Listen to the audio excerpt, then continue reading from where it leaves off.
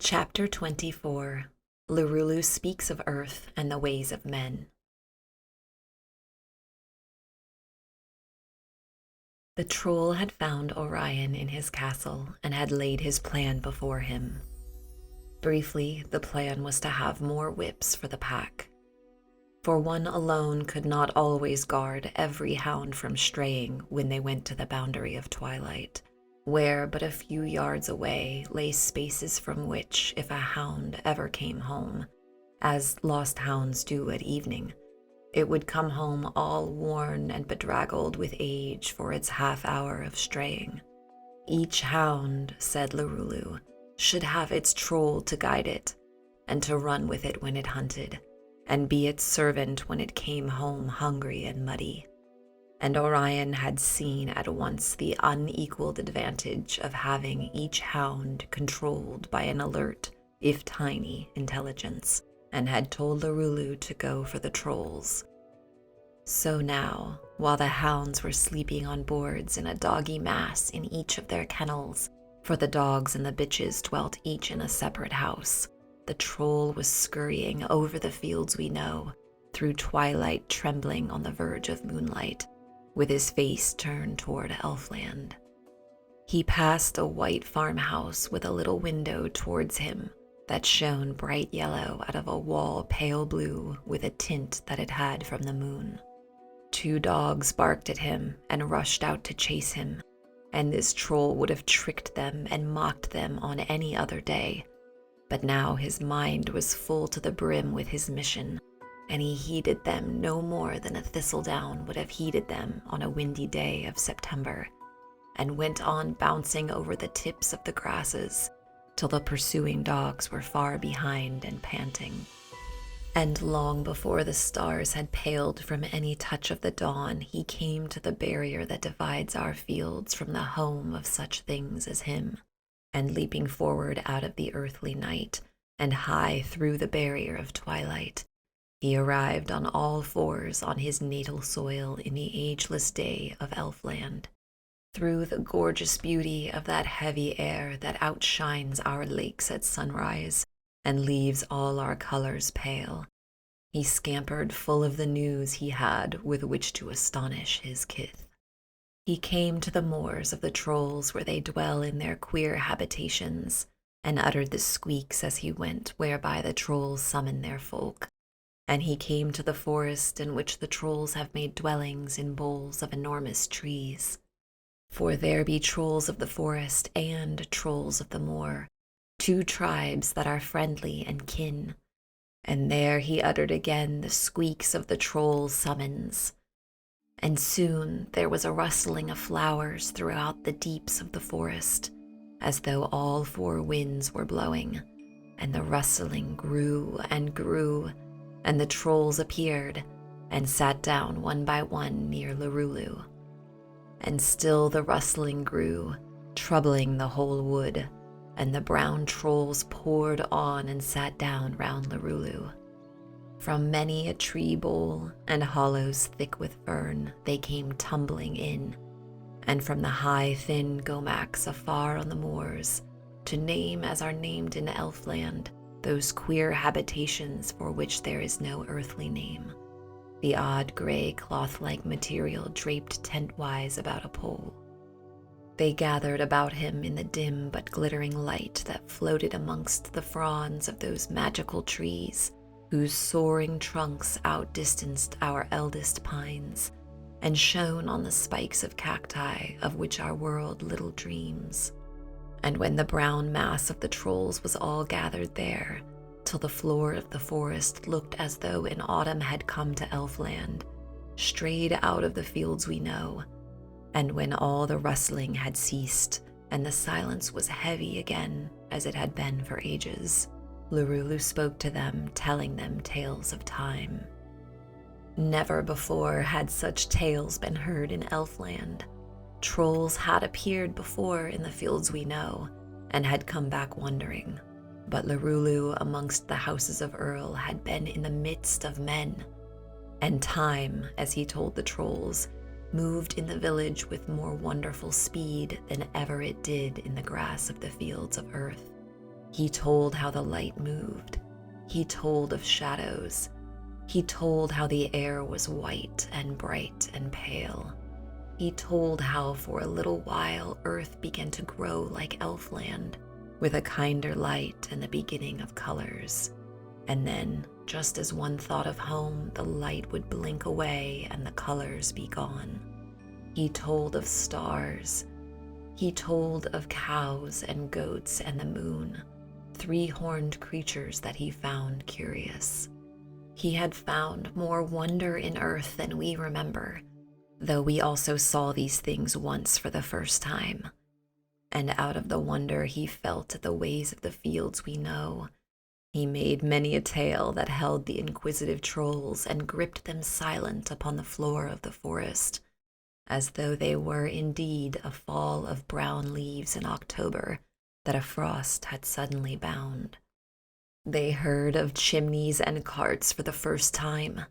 With a thrill they heard of windmills. They listened spellbound to the ways of men, and every now and then, as when he told of hats, there ran through the forest a wave of little yelps of laughter. Then he said that they should see hats and spades and dog kennels, and look through casements and get to know the windmill, and a curiosity arose in the forest amongst that brown mass of trolls, for their race is profoundly inquisitive. And Lurulu stopped not here, relying on curiosity alone to draw them from Elfland into the fields we know, but he drew them also with another emotion, for he spoke of the haughty, reserved, high, glittering unicorns, who tarry to speak to trolls no more than cattle when they drink in pools of ours trouble to speak to frogs. They all knew their haunts. They should watch their ways and tell of these things to man, and the outcome of it would be that they should hunt the unicorns with nothing less than dogs. Now, however slight their knowledge of dogs, the fear of dogs is, as I have said, universal amongst all creatures that run, and they laughed gustily to think of the unicorns being hunted with dogs. Thus Lurulu lured them toward earth with spite and curiosity, and knew that he was succeeding, and inwardly chuckled till he was well warmed within. For amongst the trolls none goes in higher repute than one that is able to astound the others, or even to show them any whimsical thing, or to trick or perplex them humorously. Lurulu had earth to show, whose ways are considered, amongst those able to judge, to be fully as quaint and whimsical as the curious observer could wish. Then up spake a grizzled troll, one that had crossed too often earth's border of twilight to watch the ways of men, and, while watching their ways too long, time had grizzled him. "Shall we go," he said, "from the woods that all folk know, and the pleasant ways of the land, to see a new thing, and be swept away by time?" And there was a murmur among the trolls that hummed away through the forest and died out, as on earth the sound of beetles going home. "Is it not today?" he said. "But there they call it today, yet none knows what it is. Come back through the border again to look at it, and it is gone. Time is raging there, like the dogs that stray over our frontier, barking, frightened and angry and wild to be home." "It is even so," said the trolls, though they did not know. But this was a troll whose words carried weight in the forest. "Let us keep today," said that weighty troll, "while we have it, and not be lured where today is too easily lost. For every time men lose it, their hair grows whiter, their limbs grow weaker, and their faces sadder, and they are nearer still to tomorrow." So gravely he spoke when he uttered that word tomorrow, that the brown trolls were frightened.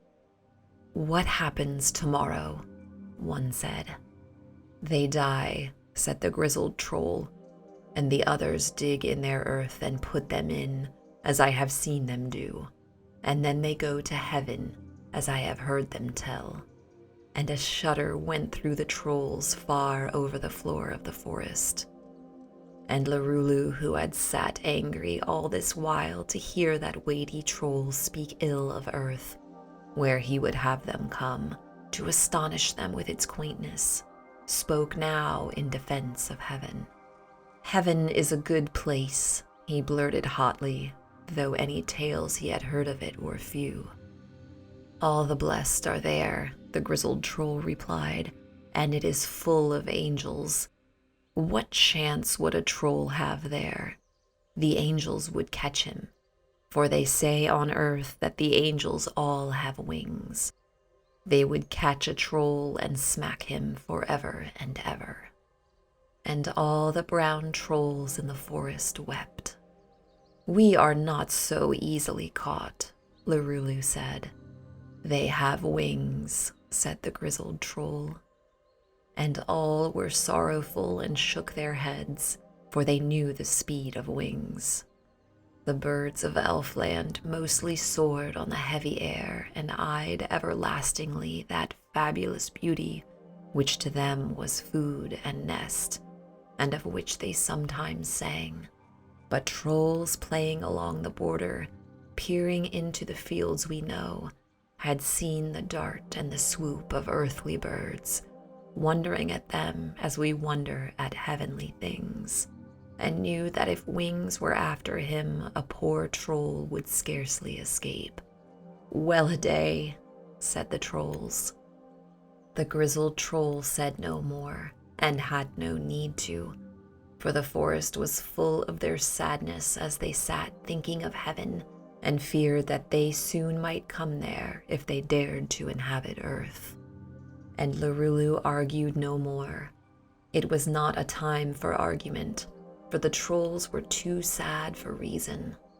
So he spoke gravely to them of solemn things, uttering learned words and standing in reverend attitude. Now nothing rejoices the trolls as learning does and solemnity, and they will laugh for hours at a reverend attitude or any semblance of gravity. Thus he won them back again to the levity that is their natural mood. And when this was accomplished, he spoke again of earth, telling whimsical stories of the ways of man. I do not wish to write the things that Lurulu said of man, lest I should hurt my reader's self-esteem, and thereby injure him or her whom I seek only to entertain. But all the forest rippled and squealed with laughter, and the grizzled troll was able to say no more to check the curiosity which was growing in all that multitude, to see who it was that lived in houses and had a hat immediately above him and a chimney higher up, and spoke to dogs and would not speak to pigs, and whose gravity was funnier than anything trolls could do. And the whim was on all those trolls to go at once to earth and see pigs and carts and windmills and laugh at man.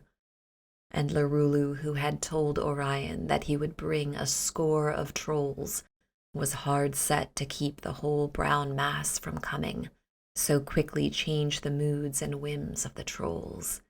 Had he let them all have their way, there were no trolls left in Elfland, for even the grizzled troll had changed his mind with the rest. 50 he chose and led them towards earth's perilous frontier, and away they scurried out of the gloom of the forest, as a whirl of brown oak leaves scurries on days of November's worst. Chapter 25. Lirazel remembers the fields we know.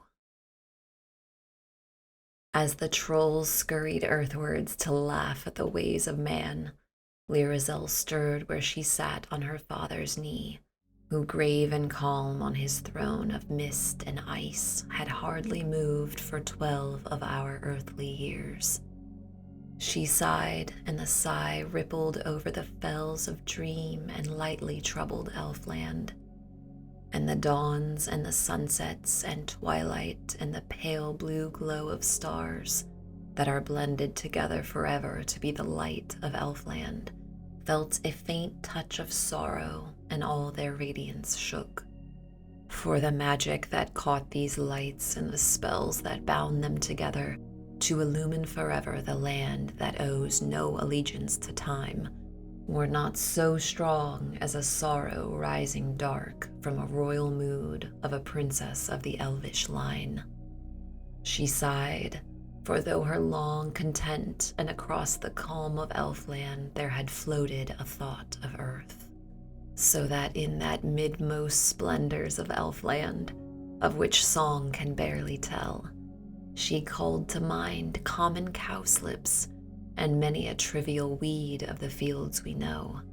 And walking in those fields she saw in fancy Orion, upon the other side of the boundary of twilight, remote from her by she knew not what waste of years. And the magical glories of Elfland and its beauty beyond our dreaming, and the deep, deep calm in which ages slept, unhurt, unhurried by time, and the art of her father that guarded the least of the lilies from fading, and the spells by which he made daydreams and yearnings true, held her fancy no longer from roving, nor contented her any more. And so her sigh blew over the magical land and slightly troubled the flowers. And her father felt her sorrow and knew that it troubled the flowers, and knew that it shook the calm that lay upon Elfland, though no more than a bird would shake a regal curtain, fluttering against its folds when wandering lost upon a summer's night. And though he knew too it was but for earth that she sorrowed, preferring some mundane way to the midmost glories of Elfland, as she sat with him on the throne that may only be told of in song, yet even this moved nothing in his magical heart but compassion, as we might pity a child who in fanes that to us seemed sacred might be found to be sighing for some trivial thing. And the more that earth seemed to him unworthy of sorrow, being soon come, soon gone, the helpless prey of time, an evanescent appearance seen off the coasts of Elfland, too brief for the graver care of a mind weighted with magic, the more he pitied his child for her errant whim that had rashly wandered there, and became entangled, alas, with the things that pass away. Ah, well, she was not content. He felt no wrath against earth that had lured her fancies away. She was not content with the innermost splendors of Elfland, but she sighed for something more. His tremendous art should give it. So he raised his right arm up from the thing whereon it rested, a part of his mystical throne that was made of music and mirage. He raised his right arm up, and a hush fell over Elfland. The great leaves ceased from their murmur through the green deeps of the forest.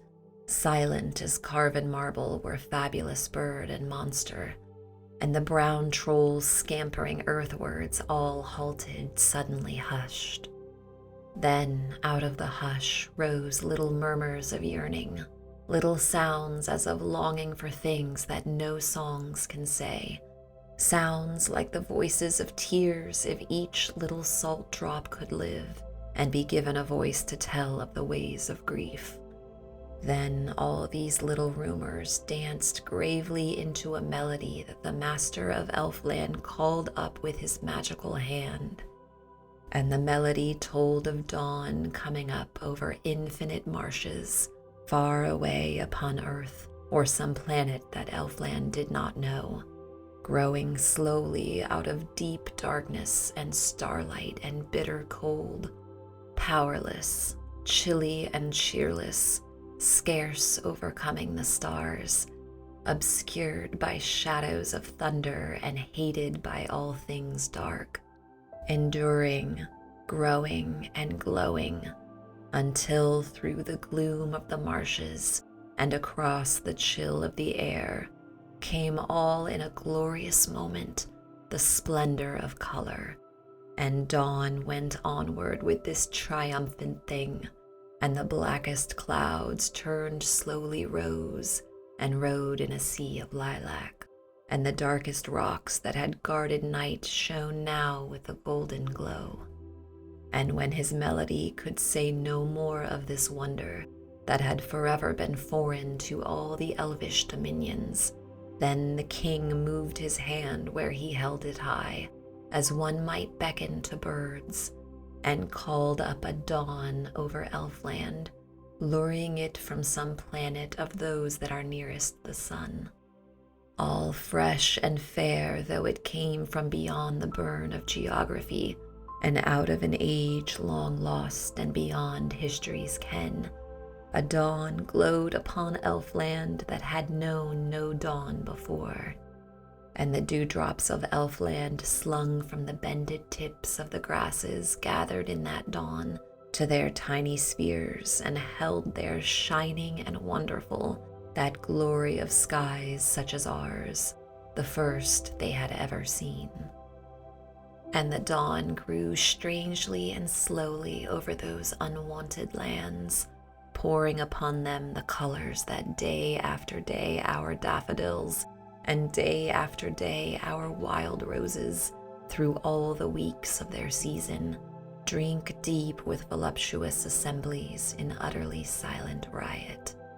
And a gleam that was new to the forest appeared on the long strange leaves, and shadows unknown to Elfland slipped out from the monstrous tree boles and stole over grasses that had not dreamed of their advent. And the spires of that palace, perceiving a wonder less lovely indeed than they, yet knew that the stranger was magic, and uttered an answering gleam from their sacred windows that flashed over elvish fells like an inspiration, and mingled a flush of rose with the blue of the elfin mountains. And watchers on wonderful peaks that gazed from their crags for ages, lest from earth or from any star should come a stranger to Elfland, saw that first blush of the sky as it felt the coming of dawn, and raised their horns and blew that call that warned Elfland against a stranger. And the guardians of savage valleys lifted horns of fabulous bulls, and blew the call again in the dark of their awful precipices, and echo carried it on from the monstrous marble faces of rocks that repeated the call to all their barbarous company.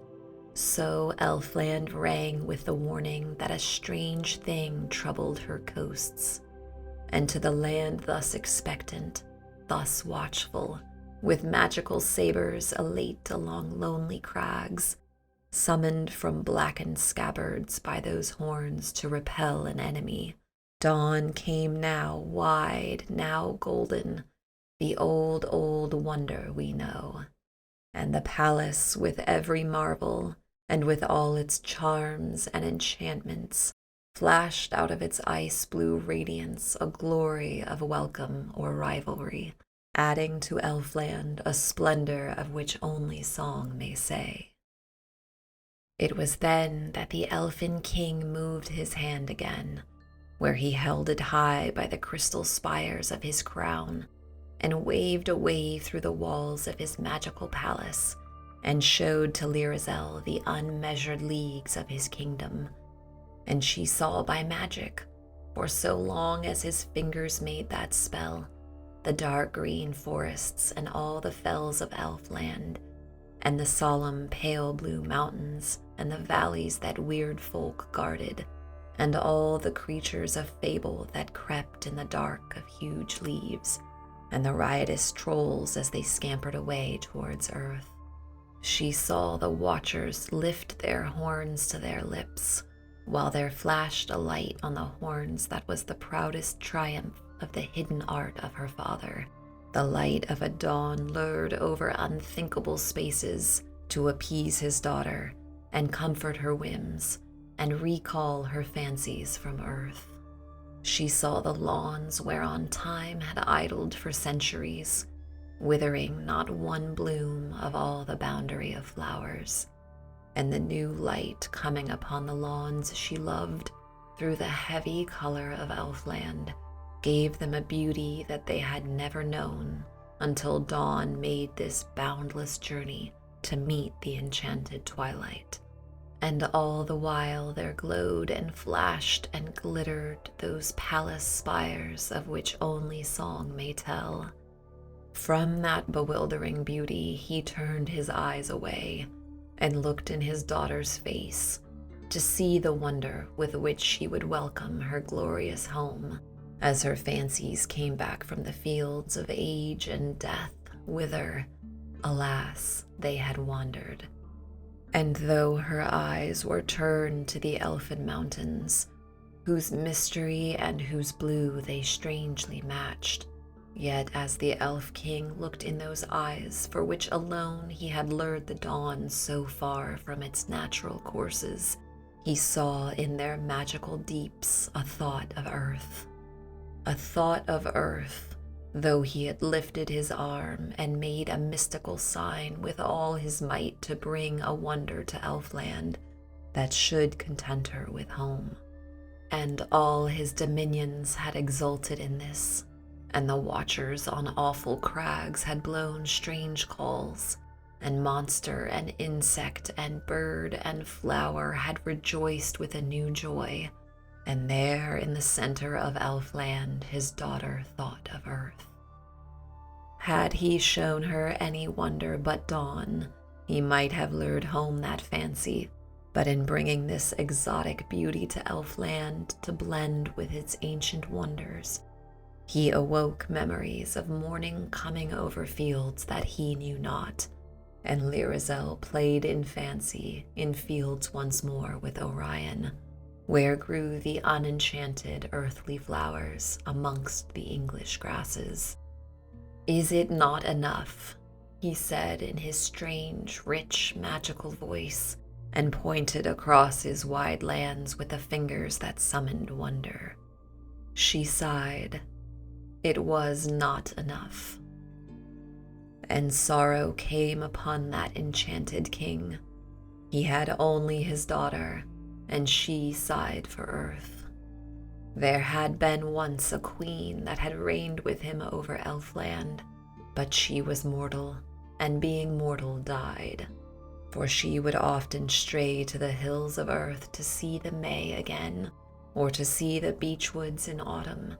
And though she stayed but a day when she came to the fields we know, and was back in the palace beyond the twilight before our sun had set, yet time found her whenever she came, and so she wore away, and soon she died in Elfland, for she was only a mortal, and wandering elves had buried her, as one buries the daughters of men.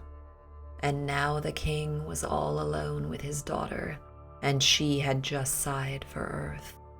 Sorrow was on him, but out of the dark of that sorrow arose, as often with men, and went up singing out of his morning mind, an inspiration gleaming with laughter and joy. He stood up then and raised up both his arms, and his inspiration broke over Elfland in music. And with the tide of that music there went, like the strength of the sea, an impulse to rise and dance which none in Elfland resisted. Gravely he waved his arms, and the music floated from them, and all that stalked through the forest, and all that crept upon leaves, all that leapt upon craggy heights, or browsed upon acres of lilies, all things in all manner of places, yea, the sentinel guarding his presence, the lonely mountain watchers and the trolls as they scampered towards earth, all danced to a tune that was made of the spirit of spring, arrived on an earthly morning amongst happy herds of goats. and the trolls were very near to the frontier now, their faces already puckered to laugh at the ways of men.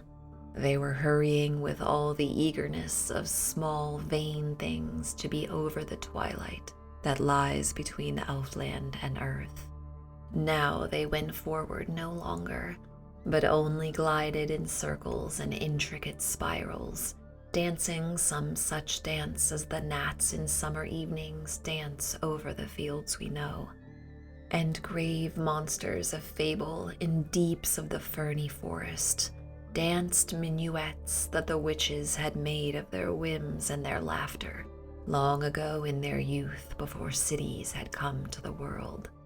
And the trees of the forest heavily lifted slow roots out of the ground and swayed upon them uncouthly, and then danced as on monstrous claws, and the insects danced on the huge waving leaves. And in the dark of long caverns, weird things in enchanted seclusion rose out of their age-long sleep and danced in the damp. And beside the wizard king stood, swaying slightly to the rhythm that had set dancing all magical things, the Princess Lirazel, with that faint gleam on her face that shone from a hidden smile, for she secretly smiled forever at the power of her great beauty. And all in a sudden moment the elf king raised one hand higher, and held it high and stilled all that danced in Elfland, and gripped by a sudden awe all magical things, and sent over Elfland a melody all made of notes he had caught from wandering inspirations that sing and stray through limpid blue beyond our earthly coasts. And all that land lay deep in the magic of that strange music, and the wild things that earth has guessed at, and the things hidden even from legend, were moved to sing age-old songs that their memories had forgotten. And fabulous things of the air were lured downwards out of great heights, and emotions unknown and unthought of troubled the calm of Elfland. The flood of music beat with wonderful waves against the slopes of the grave blue elfin mountains, till their precipices uttered strange bronze-like echoes. On earth no noise was heard of music or echo. Not a note came through the narrow border of twilight, not a sound, not a murmur. Elsewhere those notes ascended and passed like rare strange moths through all the fields of heaven, and hummed like untraceable memories about the souls of the blessed. And the angels heard that music, but were forbidden to envy it. And though it came not to earth, and though never our fields have heard the music of Elfland, yet there were then, as there have been in every age, lest despair should overtake the peoples of earth, those that make songs for the need of our grief and our laughter, and even they heard never a note from Elfland across the border of twilight that kills their sound, but they felt in their minds the dance of those magical notes, and wrote them down, and earthly instruments played them. Then, and never till then, have we heard the music of Elfland. For a while the Elf King held all things that owed him allegiance, and all their desires and wonders and fears and dreams, floating drowsy on tides of music that was made of no sounds of earth, but rather of that dim substance in which the planets swim, with many another marvel that only magic knows. And then, as all Elfland was drinking the music in, as our earth drinks in soft rain, he turned again to his daughter with that in his eyes that said, "What land is so fair as ours?" And she turned towards him to say, "Here is my home forever." Her lips were parted to say it, and love was shining in the blue of her elfin eyes. She was stretching her fair hands out towards her father, when they heard the sound of the horn of a tired hunter, wearily blowing by the border of earth. Chapter 26. The Horn of Alveric. Northward to lonely lands through wearying years Alveric wandered, where windy fragments of his gray, gaunt tent added a gloom to chill evenings, and the folk upon lonely farms, as they lit the lights in their houses, and the ricks began to darken against the pale green of the sky, would sometimes hear the rap of the mallets of Niv and Zend coming clear through the hush from the land that no others trod, and their children, peering from casements to see if a star was come, would see perhaps the queer gray shape of that tent flapping its tatters above the last of the hedgerows, where a moment before was only the gray of the gloaming. On the next morning there would be guesses and wonderings, and the joy and fear of the children, and the tales that their elders told them, and the explorations by stealth to the edge of the fields of men, shy peerings through dim green gaps in the last of the hedgerows, though to look toward the east was forbidden, and rumors and expectations. And all these things were blended together by this wonder that came from the east, and so passed into legend, which lived for many a year beyond that morning. But Alveric and his tent would be gone.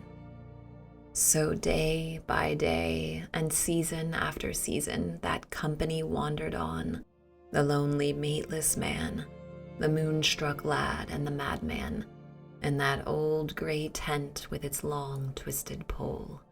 And all the stars became known to them, and all the four winds familiar, and rain and mist and hail, but the flow of yellow windows all warm and welcome at night, they knew only to say farewell to. With the earliest light in the first chill of dawn, Alveric would awake from impatient dreams, and Niv would arise shouting, and away they would go upon their crazed crusade before any sign of awakening appeared on the quiet, dim gables. And every morning Niv prophesied that they would surely find Elfland, and the days wore away, and the years. Phil had long left them, Phil who prophesied victory to them in burning song, whose inspirations cheered Alveric on coldest nights and led him through rockiest ways. Phil sang one evening suddenly songs of some young girl's hair, Phil who should have led their wanderings. And then one day in the gloaming, a blackbird singing, the May in bloom for miles, he turned for the houses of men, and married the maiden, and was one no more with any band of wanderers. The horses were dead. Niv and Zend carried all they had on the pole. Many years had gone. One autumn morning, Alveric left the camp to go to the houses of men. Niv and Zend eyed each other. Why should Alveric seek to ask the ways of others? For somehow or other, their mad minds knew his purpose more swiftly than sane intuitions. Had he not Niv's prophecies to guide him, and the things that Zend had been told on oath by the full moon? Alveric came to the houses of men, and of the folk he questioned, few would speak at all of things that lay to the east, and if he spoke of the lands through which he had wandered for years, they gave as little heed as if he were telling them that he had pitched his tent on the colored layers of air that glowed and drifted and darkened in the low sky over the sunset. And the few that answered him said one thing only, that only the wizards knew. When he had learned this, Alveric went back from the fields and hedgerows and came again to his old gray tent in the lands of which none thought. And Niv and Zend sat there silent, eyeing him sideways, for they knew he mistrusted madness and things said by the moon. And next day, when they moved their camp in the chill of dawn, Niv led the way without shouting. They had not gone for many more weeks upon their curious journey when Alveric met one morning at the edge of the fields men tended, one filling his bucket at a well, whose thin, high conical hat and mystical air proclaimed him surely a wizard.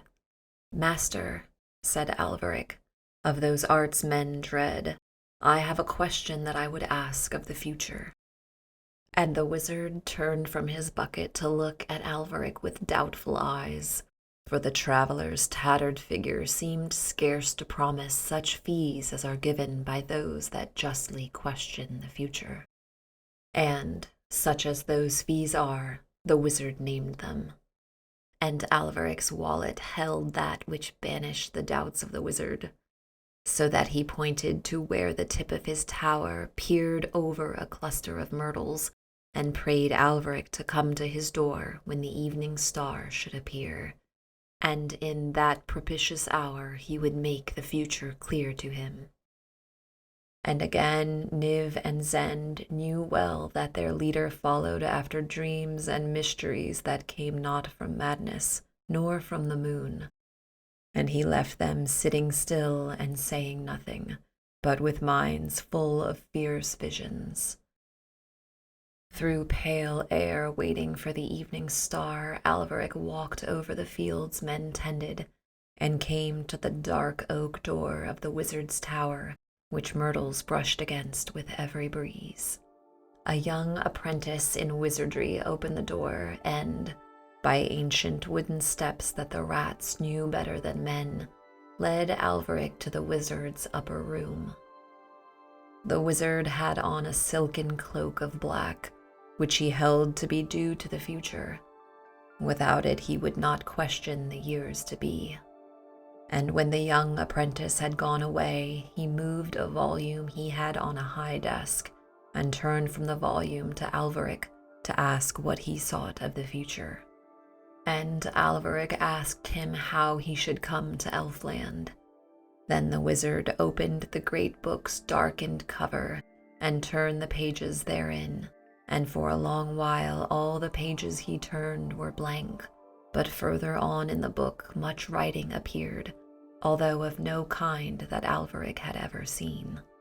And the wizard explained that such books as these told of all things, but that he, being only concerned with the years to be, had no need to read of the past, and had therefore acquired a book that told of the future only, though he might have had more than this from the College of Wizardry, had he cared to study the follies already committed by man. Then he read for a while in his book, and Alveric heard the rats returning softly to the streets and houses that they had made in the stairs. And then the wizard found what he sought of the future, and told Alveric that it was written in his book how he should never come to Elfland while he carried a magical sword. When Alveric heard this, he paid the wizard's fees and went away doleful, for he knew the perils of Elfland, which no common saber forged on the anvils of men could ever avail to parry. He did not know that the magic that was in his sword left a flavor or taste on the air like that of lightning, which passed through the border of twilight and spread over Elfland, nor knew that the elf king learned of his presence thus, and drew his frontier away from him, so that Alveric should trouble his realm no more. But he believed what the wizard had read to him out of his book, and so went doleful away. And, leaving the stairs of oak to time and the rats, he passed out of the grove of myrtles and over the fields of men, and came again to that melancholy spot where his grey tent brooded mournfully in the wilderness, dull and silent as Niv and Zend sitting beside it. And after that they turned and wandered southwards, for all journeys now seemed equally hopeless to Alveric, who would not give up his sword to meet magical perils without magical aid. And Niv and Zend obeyed him silently, no longer guiding him with raving prophecies or with things said by the moon, for they knew he had taken counsel with another. By weary ways with lonely wanderings they came far to the south, and never the border of Elfland appeared with its heavy layers of twilight.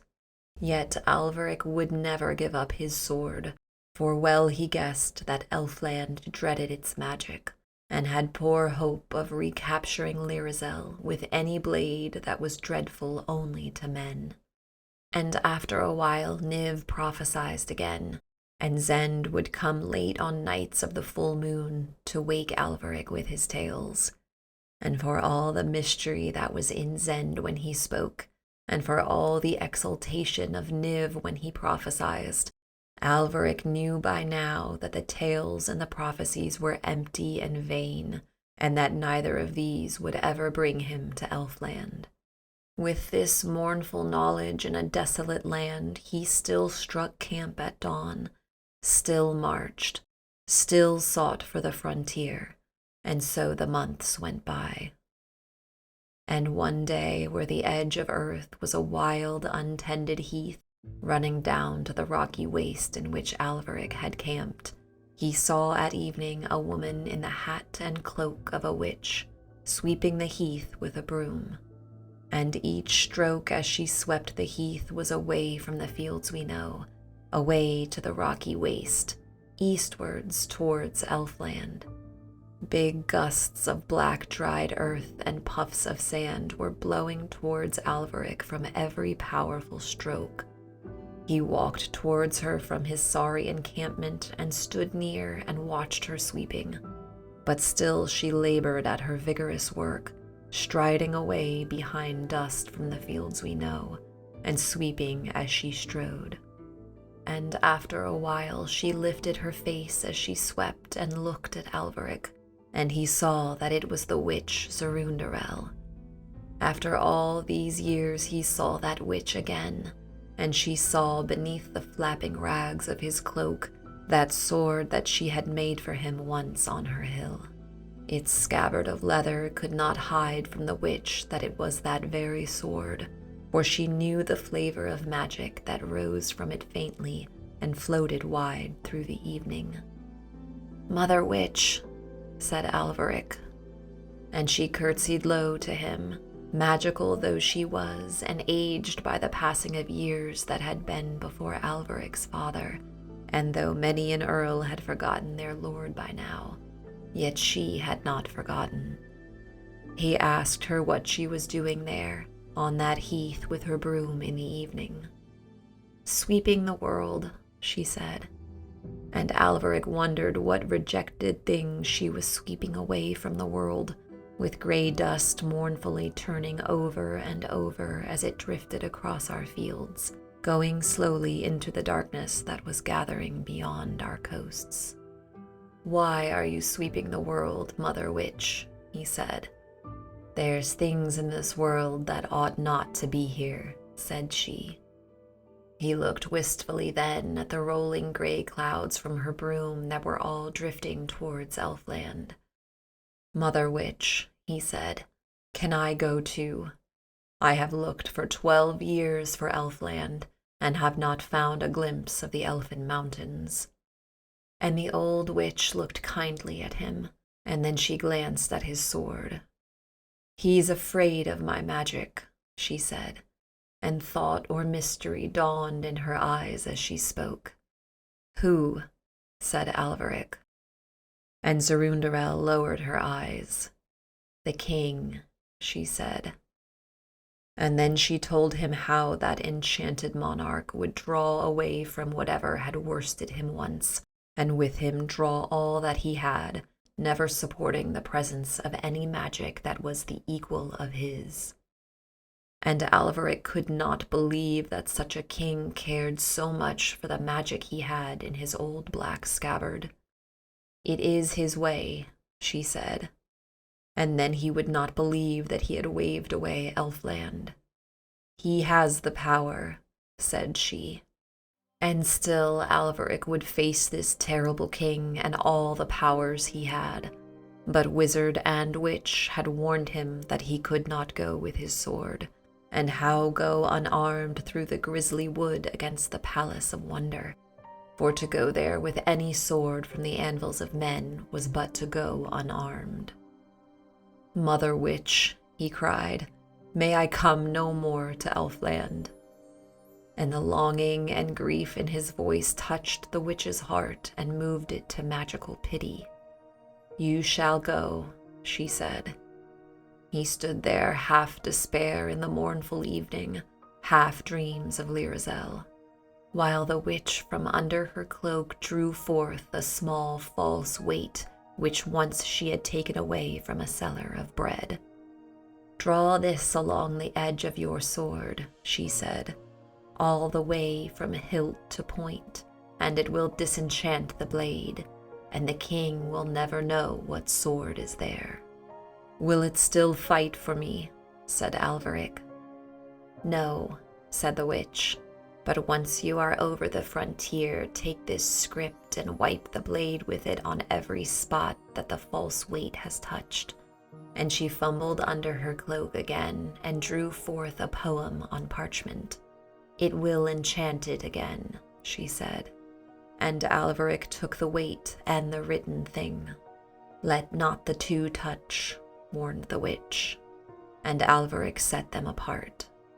Once over the frontier, she said, and he may move Elfland where he will, but you and the sword will be within its borders. Mother witch, said Alveric, will he be wroth with you if I do this? Wroth, said Zerundarel, wroth. He will rage with a most exceeding fury beyond the power of tigers. I would not bring that on you, Mother Witch, said Alveric. Ha, said Zerundarel, what care I? Night was advancing now, and the moor in the air growing black like the witch's cloak. She was laughing now and merging into the darkness, and soon the night was all blackness and laughter, but he could see no witch. Then Alveric made his way back to his rocky camp by the light of its lonely fire. And as soon as morning appeared on the desolation, and all the useless rocks began to glow, he took the false weight and softly rubbed it along both sides of his sword until all its magical edge was disenchanted. And he did this in his tent while his followers slept, for he would not let them know that he sought for help that came not from the ravings of Niv, nor from any sayings that Zend had had from the moon. Yet the troubled sleep of madness is not so deep that Niv did not watch him out of one wild, sly eye when he heard the false weight softly rasping the sword. And when this was secretly done and secretly watched, Alveric called to his two men, and they came and folded up his tattered tent, and took the long pole and hung their sorry belongings upon it. And on went Alveric along the edge of the fields we know, impatient to come at last to the land that so long eluded him. And Niv and Zend came behind with the pole between them, with bundles swinging from it and tatters flying. They moved inland a little towards the houses of men to purchase the food they needed, and this they bought in the afternoon from a farmer who dwelt in a lonely house, so near to the very edge of the fields we know that it must have been the last house in the visible world. And here they bought bread and oatmeal, and cheese and a cured ham, and other such things, and put them in sacks and slung them over their pole. Then they left the farmer and turned away from his fields and from all the fields of men. And as evening fell, they saw just over a hedge, lighting up the land with a soft, strange glow that they knew to be not of this earth, that barrier of twilight that is the frontier of Elfland. Lirazel, shouted Alveric, and drew his sword and strode into the twilight. And behind him went Niv and Zend, with all their suspicions flaming now into jealousy of inspirations or magic that were not theirs. Once he called Lirazel, then, Little trusting his voice in that wide, weird land, he lifted his hunter's horn that hung by his side on a strap. He lifted it to his lips and sounded a call weary with so much wandering. He was standing within the edge of the boundary. The horn shone in the light of Elfland. Then Niv and Zend dropped their pole in that unearthly twilight, where it lay like the wreckage of some uncharted sea, and suddenly seized their master. "A land of dreams," said Niv. "Have I not dreams enough?" "There is no moon there," cried Zend. Alveric struck Zend on the shoulder with his sword, but the sword was disenchanted and blunt and only harmed him slightly. Then the two seized the sword and dragged Alveric back, and the strength of the madman was beyond what one could believe. They dragged him back again to the fields we know, where they too were strange and were jealous of other strangeness, and led him far from the sight of the pale blue mountains. He had not entered Elfland. But his horn had passed the boundary's edge and troubled the air of Elfland, uttering across its dreamy calm one long, sad, earthly note.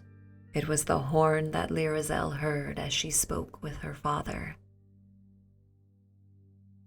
Chapter 27. The Return of Lurulu.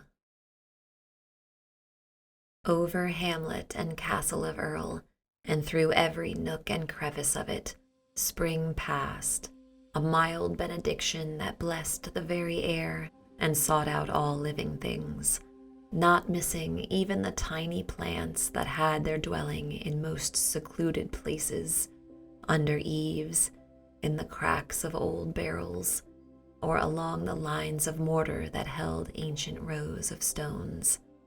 And in this season Orion hunted no unicorns, not that he knew in what season the unicorns bred in Elfland, where time is not as here, but because of a feeling he had from all his earthly forefathers against hunting any creature in this season of song and flowers. So he tended his hounds and often watched the hills, expecting on any day the return of Lurulu. And spring passed by, and the summer flowers grew, and still there was no sign of the troll returning, for time moves through the dells of Elfland as over no field of man. And long Orion watched through fading evenings till the line of the hills was black, yet never saw the small, round heads of trolls bobbing across the downs. And the long autumnal winds came sighing out of cold lands, and found Orion still watching for Lurulu. And the mist and the turning leaves spoke to his heart of hunting, and the hounds were whining for the open spaces, and the line of scent like a mysterious path crossing the wide world. But Orion would hunt nothing less than unicorns, and waited yet for his trolls. And one of these earthly days, with a menace of frost in the air and a scarlet sunset, Lurulu's talk to the trolls in the wood being finished, and their scamper swifter than hares having brought them soon to the frontier, those in our fields who looked, as they seldom did, towards that mysterious border where earth ended, might have seen the unwonted shapes of the nimble trolls coming all gray through the evening. They came dropping, troll after troll, from the soaring leaps they took high through the boundary of twilight, and, landing thus unceremoniously in our fields, came capering, somersaulting and running, with gusts of impudent laughter, as though this were a proper manner in which to approach by no means the least of the planets. They rustled by the small houses like the wind passing through straw, and none that heard the light rushing sound of their passing knew how outlandish they were, except the dogs, whose work it is to watch, and who know of all things that pass, their degree of remoteness to man. At gypsies, tramps, and all that go without houses, dogs bark whenever they pass. At the wild things of the woods they bark with greater abhorrence, knowing well the rebellious contempt in which they hold man. At the fox, for his touch of mystery and his far wanderings, they bark more furiously. But tonight the barking of dogs was beyond all abhorrence and fury. Many a farmer this night believed that his dog was choking. And passing over these fields, staying not to laugh at the clumsy, scared running of sheep, for they kept their laughter for man, they came soon to the downs above Earl, and there below them was night and the smoke of men all grey together. And not knowing from what slight causes the smoke arose, here from a woman boiling a kettle of water, or there because one dried the frock of a child, or that a few old men might warm their hands in the evening, the trolls forbore to laugh as they had planned to do as soon as they should meet with the things of man. Perhaps even they, whose gravest thoughts were just under the surface of laughter, even they were a little awed by the strangeness and nearness of man sleeping there in his hamlet with all his smoke about him, though all in these light minds rested no longer than does the squirrel on the thin extremest twigs. In a while they lifted their eyes up from the valley, and there was the western sky still shining above the last of the gloaming, a little strip of color and dying light, so lovely that they believed that another elfland lay the other side of the valley. Two dim, diaphanous, magical elfin lands hemming in this valley, and few fields of men close upon either side. And, sitting there on the hillside peering westward, the next thing they saw was a star. It was Venus low in the west, brimming with blueness, and they all bowed their heads many times to this pale blue beautiful stranger. For though politeness was rare with them, they saw that the evening star was nothing of earth, and no affair of man's, and believed it came out of that elfland they did not know on the western side of the world. And more stars appeared, till the trolls were frightened, for they knew nothing of these glittering wanderers that could steal out of the darkness and shine. At first they said, "There are more trolls than stars," and were comforted, for they trusted greatly in numbers.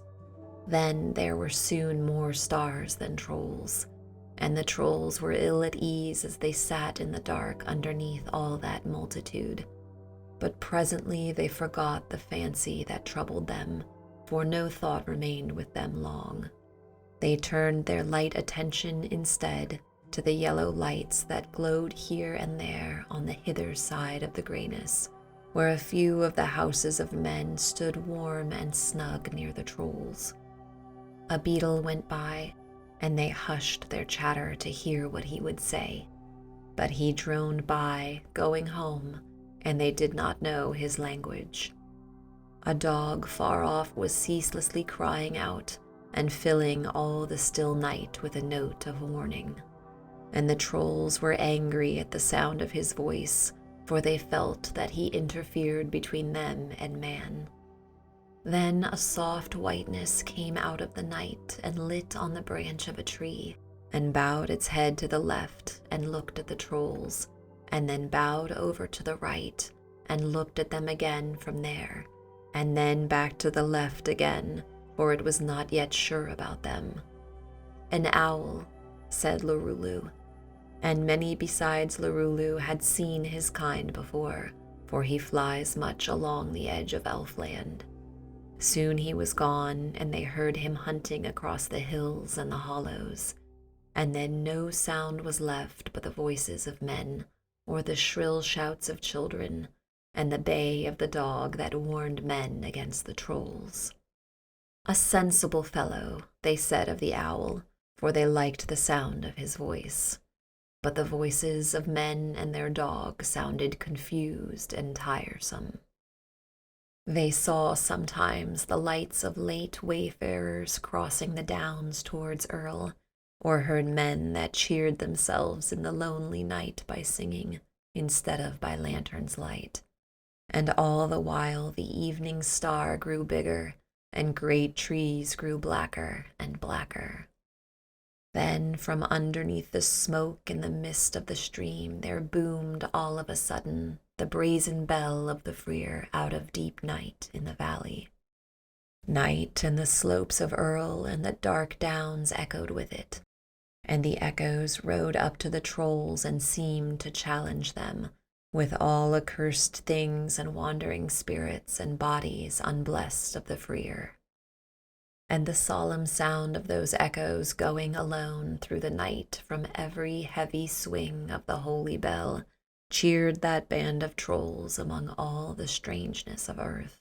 For whatever is solemn always moves trolls to levity. They turned merrier now and tittered among themselves. And while they still watched all that host of stars, wondering if they were friendly, the sky grew steely blue, and the eastern stars dwindled, and the mist and the smoke of men turned white, and a radiance touched the further edge of the valley, and the moon came up over the downs behind the trolls. Then voices sang from the holy place of the Freer, chaunting moon matins, which it was their wont to sing on nights of the full moon while the moon was yet low. And this rite they named Moon's Morning. The bell had ceased, chance voices spoke no more. They had hushed their dog in the valley and silenced his warning, and lonely and grave and solemn that people's song floated up from before the candles in their small square sacred place, built of gray stone by men that were dead for ages and ages. All solemn the song welled up in the time of the moon's rising, grave as the night, mysterious as the full moon, and fraught with a meaning that was far beyond the highest thoughts of the trolls. Then the trolls leapt up with one accord from the frosted grass of the downs, and all poured down the valley to laugh at the ways of men, to mock at their sacred things, and to dare their singing with levity. Many a rabbit rose up and fled from their onrush, and thrills of laughter arose from the trolls at their fear. A meteor flashed westwards, racing after the sun, either as a portent to warn the hamlet of Earl that folk from beyond earth's borders approached them now, or else in fulfillment of some natural law. To the trolls it seemed that one of their proud stars fell, and they rejoiced with elvish levity.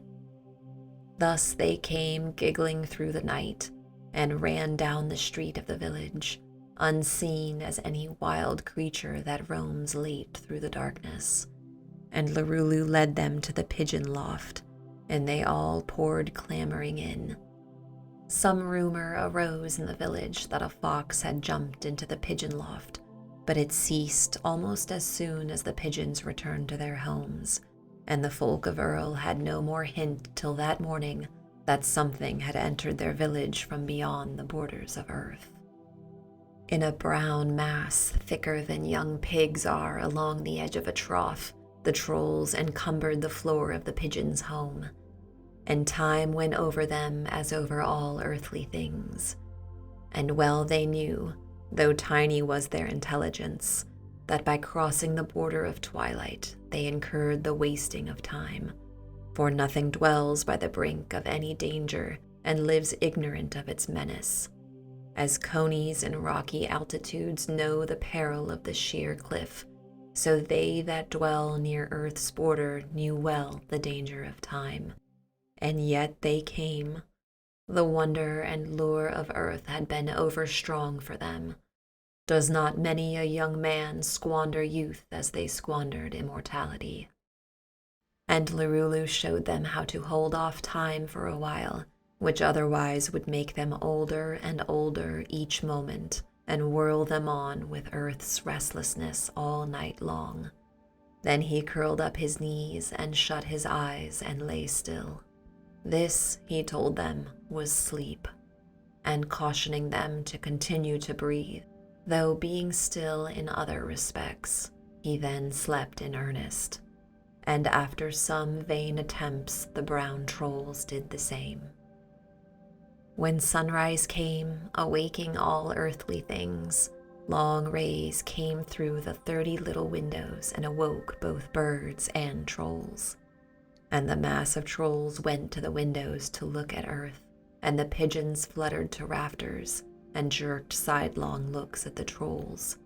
And there that heap of trolls would have stayed, crowded high on each other's shoulders, blocking the windows while they studied the variety and restlessness of earth, finding them equal to the strangest fables that wayfarers had brought to them out of our fields. And though Lurulu often reminded them, they had forgotten the haughty white unicorns that they were to hunt with dogs. But Lurulu after a while led them down from the loft and brought them to the kennels, and they climbed up the high palings and peered over the top at the hounds. When the hounds saw those strange heads peering over the palings, they made a great uproar, and presently folk came to see what troubled the hounds. And when they saw that mass of trolls all round the top of the palings, they said to each other, and so said all that heard of it, "There is magic in Earl now."